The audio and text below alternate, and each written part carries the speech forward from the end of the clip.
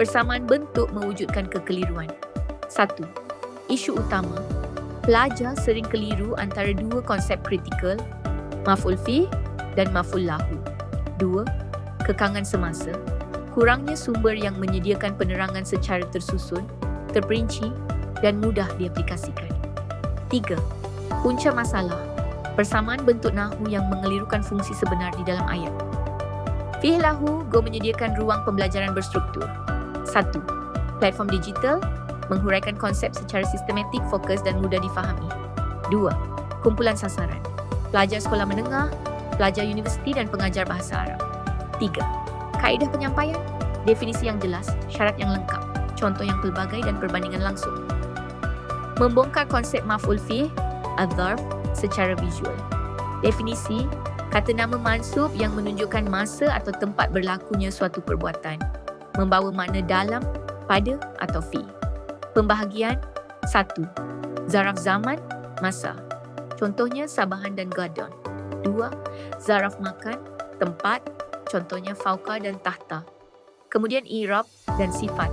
Di i'rab ditentukan kedudukannya oleh fi'il atau unsur yang menyerupainya. Ia terbahagi kepada dua jenis. 1. Mutasarrif. Boleh berubah kedudukan atau fungsi. 2. Ghair mutasarrif, khusus sebagai zaraf sahaja. Menjelaskan niat dan tujuan melalui maf'ul lahu.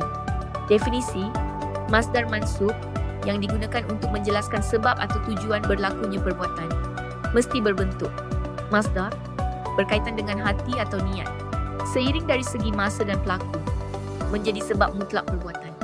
Kepelbagaian i'rab boleh datang sebagai mansub, majrur kerana tambahan huruf atau majrur dengan huruf lam.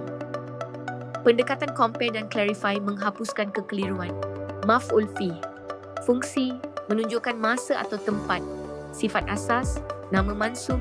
Syarat membawa makna fi, maf'ul lahu. Fungsi menjelaskan sebab atau tujuan.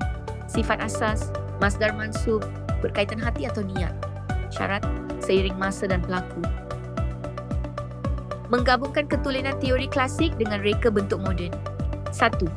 Penerangan berlapis, maklumat disusun secara progresif dari konsep umum kepada perincian khusus dan memudahkan pencernaan topik yang sukar. 2. Ketulinan bahasa, menggunakan contoh asli daripada struktur bahasa Arab sebenar dan bukan sekadar ayat terjemahan yang kaku. 3.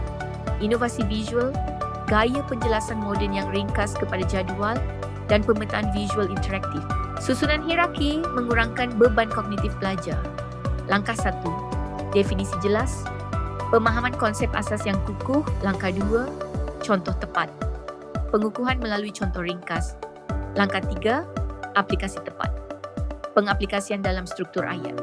Mesra pengguna, struktur yang konsisten membolehkan penggunaan oleh guru dan pelajar tanpa memerlukan kemahiran tata bahasa yang tinggi.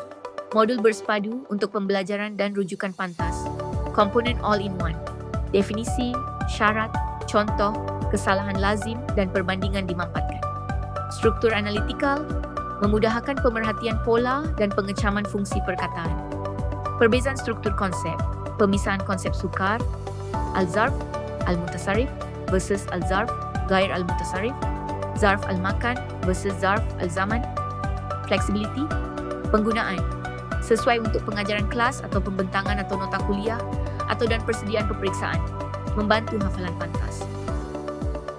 Membina komuniti berilmu melalui penguasaan bahasa.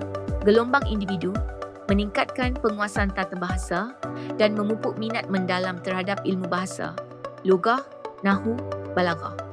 Gelombang kesedaran, menguatkan kemahiran membaca dan mentafsir teks agama, kesusastraan serta komunikasi harian. Gelombang masyarakat, mewujudkan komuniti yang yakin dan menyokong penyebaran ilmu yang tepat dan berkualiti. I'rab dan sifat. Di'rab oleh fi'il atau unsur yang menyerupainya. Boleh wujud sebagai mutasarrif, boleh berubah kedudukan, atau ghair mutasarrif, khusus sebagai zaraf sahaja.